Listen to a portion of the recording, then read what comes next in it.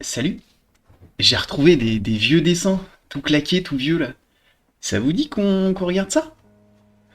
Salut à tous, moi c'est Gok, je suis illustrateur sur YouTube, Instagram, tout ça, c'est en description. Et aujourd'hui, je vous propose qu'on check ça, qu'on aille voir un petit peu des gros dossiers là, des trucs qui piquent les yeux.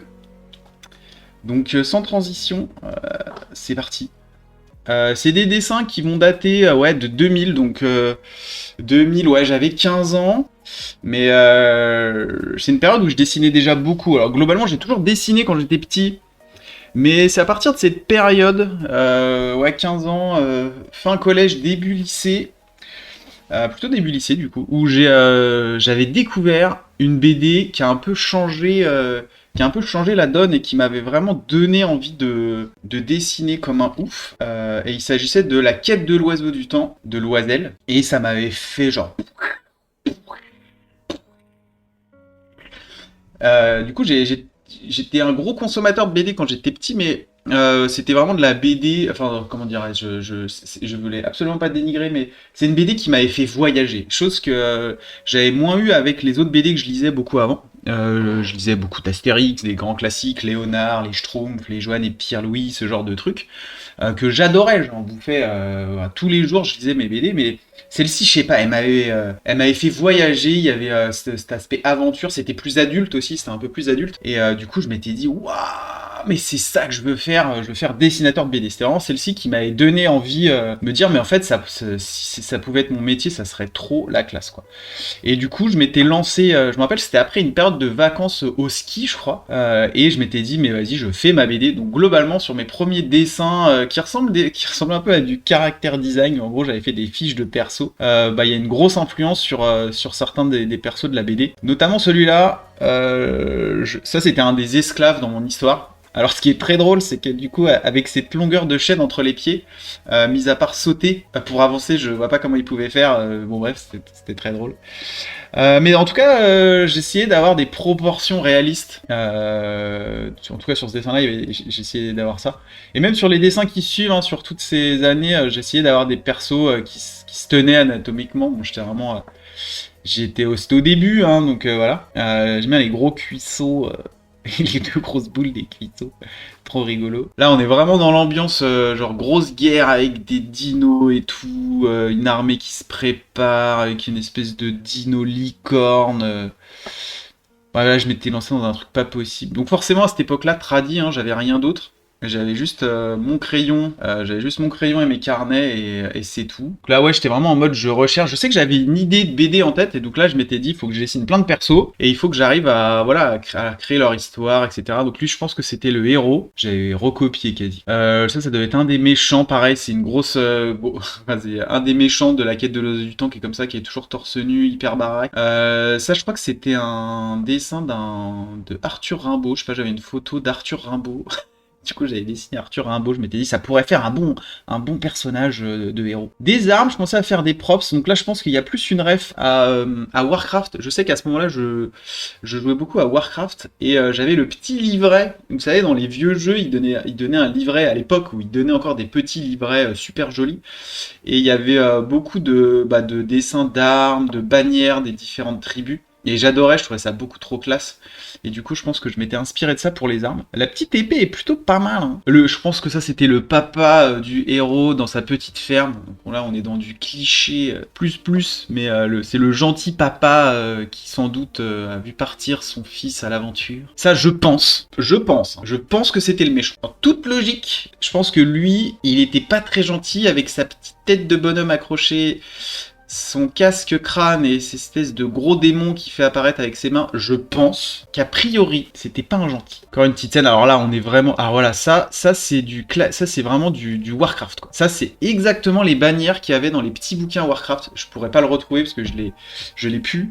Mais il y avait... Dans le petit bouquin Warcraft, il y avait tous les clans, et chaque clan avait sa bannière, et je les trouvais absolument beaucoup trop classe. Je crois d'ailleurs même que l'œil, cette forme comme ça, c'est un des clans, je saurais plus lequel c'est, mais c'est un des clans. Et je trouvais que ça fonctionnait trop bien pour ma BD. Membre de la secte du réveil. Capuche cachant le visage. Pendentif. L'œil. Longue cape. Alors, si jamais vous faites du character design, n'écrivez pas ce que vous voulez montrer. Ça n'a aucun sens. Soit vous montrez, soit vous écrivez, mais les deux, ça ne sert à rien. Parce que là, du coup, on voit bien que c'est une capuche qui cache le visage.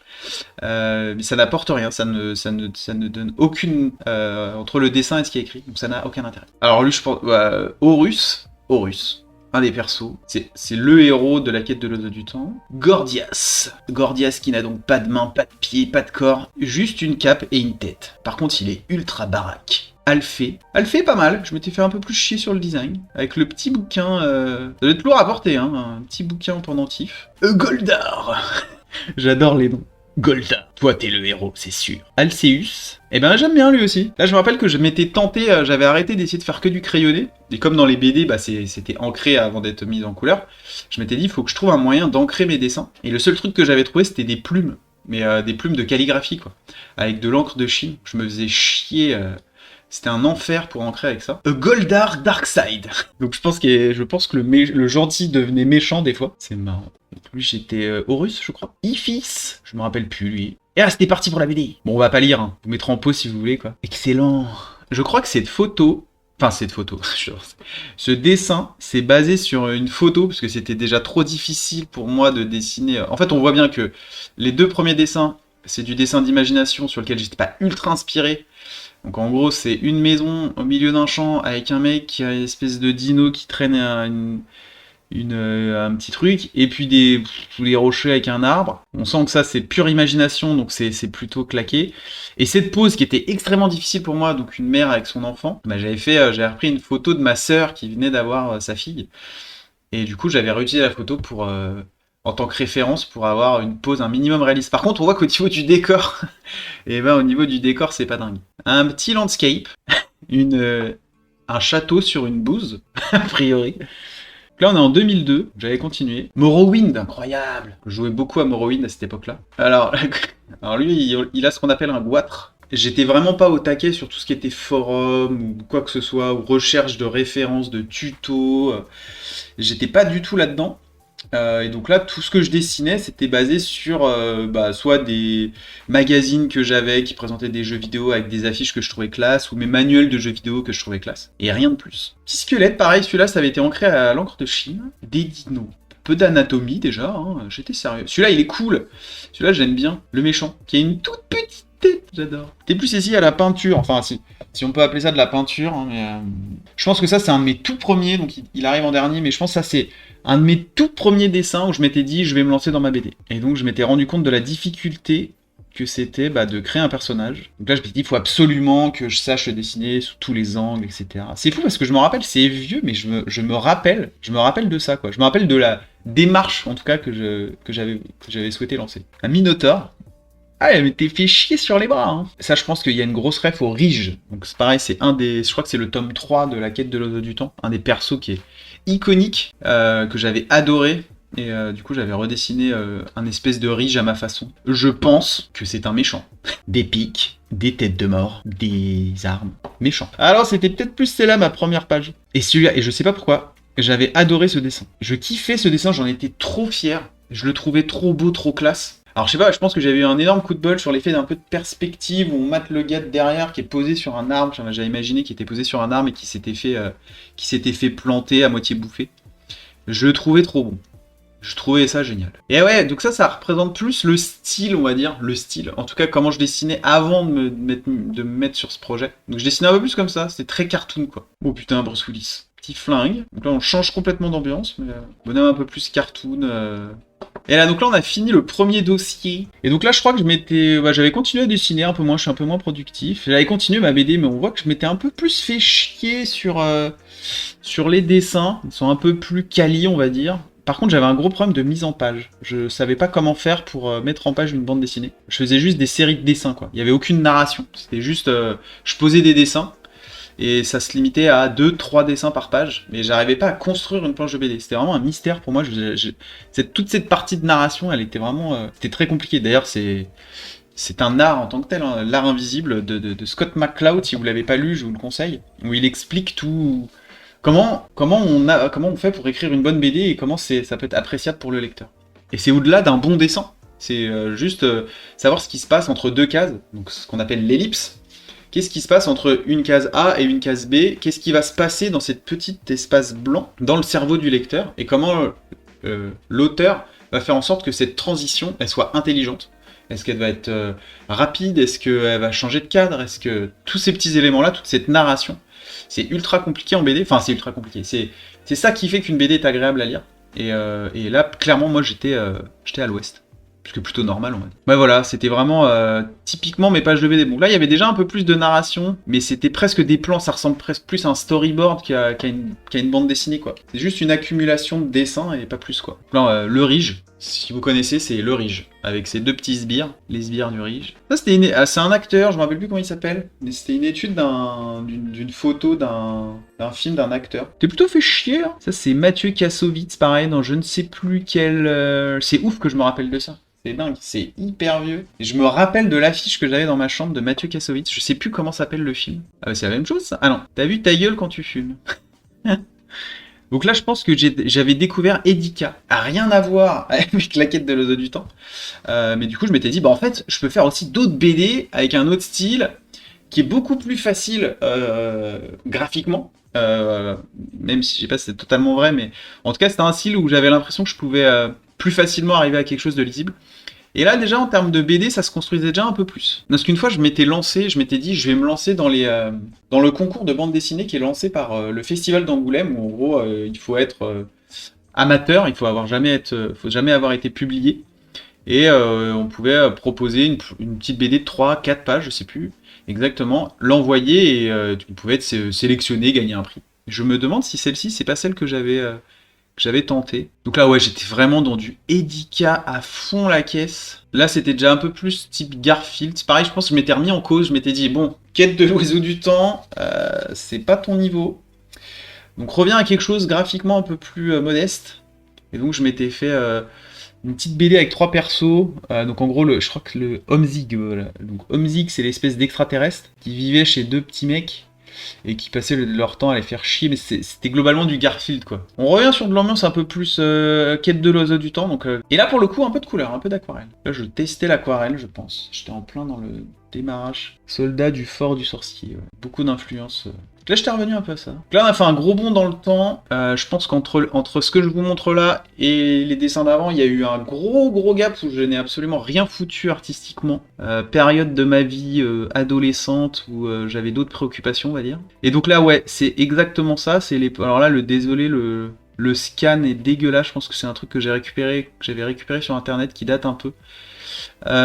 Période blog BD où je découvre Boulet, où à ce moment-là tout le monde lance des blogs BD. Et donc là, je me décide à faire du Boulet, quoi. Donc des petits traits, des persos un peu stylisés à la Simpson. Et ça, c'était un projet de BD que j'avais lancé. Celui-là, je l'aimais bien. Ça, je crois que c'est un de mes premiers dessins sur tablette graphique. Donc je m'étais chopé une petite tablette graphique sans écran, une petite Wacom là qui coûtait que dalle. Et donc c'est une catastrophe. Donc voilà, ça c'était le perso, donc Gaspard, donc on est vraiment dans du boulet-like. Hein. Faut voir à quel point je n'ai aucune personnalité et que je ne fais que reproduire les œuvres des artistes que j'aime. Petit dessin, ça serait la mairie d'un des bleds où j'habitais, je ne me rappelle plus exactement le nom. Celui-là, je l'aimais bien, j'adorais cette BD. J'avais passé un cap, même si j'étais encore très dépendant de mes références. Le monstre qui arrive derrière. Et Une journée ordinaire, c'était un des thèmes des BD de Boulet. Donc, Ah, celui-là, j'aimais bien. Petite BD, donc ouais, j'avais quand même progressé là en termes de narration. J'arrivais mieux à construire mes planches. Et alors ça, ouais, là, c'est dommage, je remonte dans le temps, mais ça, c'était les premières BD que je faisais au début de mon blog. J'avais beaucoup appris sur la narration. J'avais à ce moment-là encore beaucoup de mal à construire mes planches et on voit encore le côté je pose des dessins les uns à côté des autres, mais d'un point de vue narration, c'était pas clair pour moi. Et j'avais beaucoup appris à ce moment-là. Peinture numérique, je savais pas trop ce que je faisais, je pense. Du petit dessin. Là, je crois que c'est quand je faisais mes planches pour 30 jours de BD, donc j'avais été recruté par 30 jours de BD. C'est un site qui proposait une planche de BD par jour, tous les jours, et chaque jour c'était un auteur différent. Et donc, et j'avais même réussi du coup à me faire éditer avec ce petit perso là, Igliduc. Et à faire une BD, je crois que je monte la couverture un peu plus loin. Donc grosse période, ouais, il y avait une grosse progression, je m'étais vraiment bien motivé, et ça avait enchaîné, après il y avait à nouveau une grosse pause, où j'avais fait pas mal de fan art. Alors à ce moment-là, j'étais plus présent sur Twitter, mais j'avais fait une grosse phase de fan art, et il y avait eu Il y avait même une, enfin, j'allais dire collab, c'est pas du tout une collab, mais en gros, j'étais en communication avec Fantasio 974, où en gros, on discutait ensemble, je leur faisais des petits best-of de leur épisode sur Minecraft. Et ça m'avait permis à ce moment-là bah, de vampiriser un peu de leur communauté, ce qui était un mauvais calcul au final, parce que les gens venaient uniquement pour voir les dessins que je faisais d'eux, et pas ce que moi je faisais personnellement. Donc au bout d'un moment, j'avais stoppé, je m'étais dit, arrête, parce qu'au final, tu vas devoir faire uniquement des dessins best-of de d'autres gens qui sont cool et qui sont dans leur domaine, mais les gens ne viendront jamais voir ce que toi t'as à faire. Et du coup, parce que je faisais quand même des trucs cool, mais ça n'intéressait pas les gens. Ce qu'ils voulaient juste voir, c'était voilà, c'était des fanarts. Donc là, c'était pour Vexio, c'est un autre youtubeur. Un peu d'aquarelle, mon petit mort-vivant. Ouais, voilà, j'avais fait une BD avec Fanta et Bob, et je m'étais fait chier, hein. J'avais fait, je sais plus, 10, 15 pages, je crois. Et ça m'éclatait de faire ça, mais il y a un moment où je m'étais rendu compte que bah, et c'était logique en fait.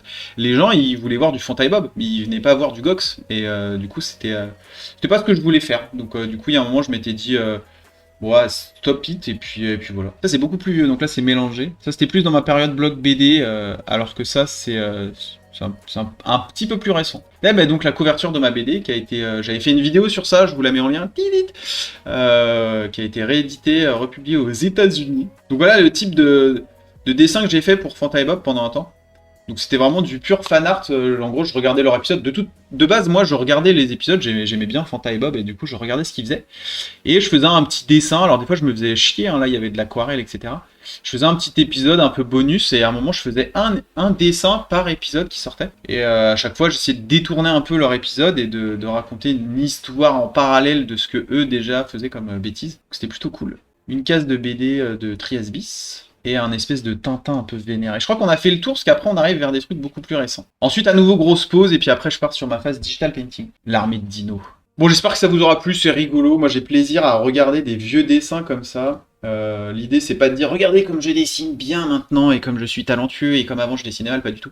C'est plus, je trouve ça marrant de voir un peu par quoi on a commencé, quelles étaient nos influences, et je trouve que du coup moi ce qui est vraiment marquant c'est le fait que chaque nouvelle œuvre, chaque nouvelle BD, chaque nouvel artiste que je découvrais me faisait aller vers un style ou vers des œuvres que avant je m'en foutais, mais dès que je découvrais un mec qui avait vraiment un talent de ouf, où je me disais putain mais ouais c'est ça qu'il faut que je fasse.